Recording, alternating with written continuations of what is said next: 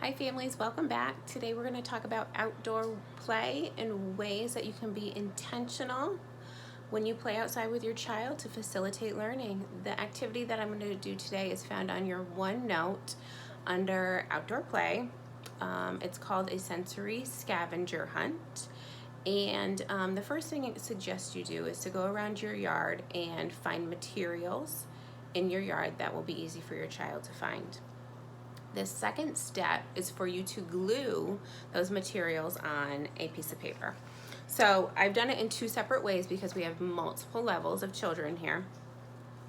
The first way is you can glue it just on an index card. So if you have a child that has a shorter attention span, I would recommend just gluing it on an index card so that you're giving them one thing to look for at a time.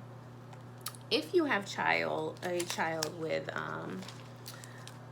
a longer attention span, I would suggest doing exactly what they say, and that is just gluing them down on a piece of paper like this, and then giving this paper to your child to kind of look around the yard and find the items. One thing that is great about this activity is we can start to build phrases. Some of our friends are still using the carrier phrase, I see. So we can talk about I see a flower or I see a leaf. And then we can expand on that and say I see a pink flower or I see a green leaf. And we're starting to describe objects.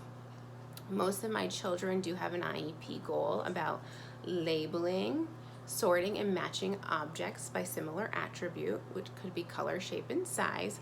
And this is a great activity to kind of practice that skill in real life. So I see a pink flower or I see a green leaf. You can also have a brown leaf in your yard or a big leaf and a little leaf. So this activity is great for that. When I did this activity, I actually brought out a bucket, and I thought this would be a great thing to do with kids. So once they find their objects, they can put it in a bucket like this, and then maybe when you get home, you can make a collage, have them glue them down. So now you're using classroom materials, so the glue stick or anything like that to glue down on paper. And then I would suggest putting it on your fridge. So if you still have a little one that is definitely working on those carrier phrases like I see things and describing objects and formulating sentences, this would be perfect to keep on your fridge, and then you can kind of talk about this later on. If you have any questions, please let me know.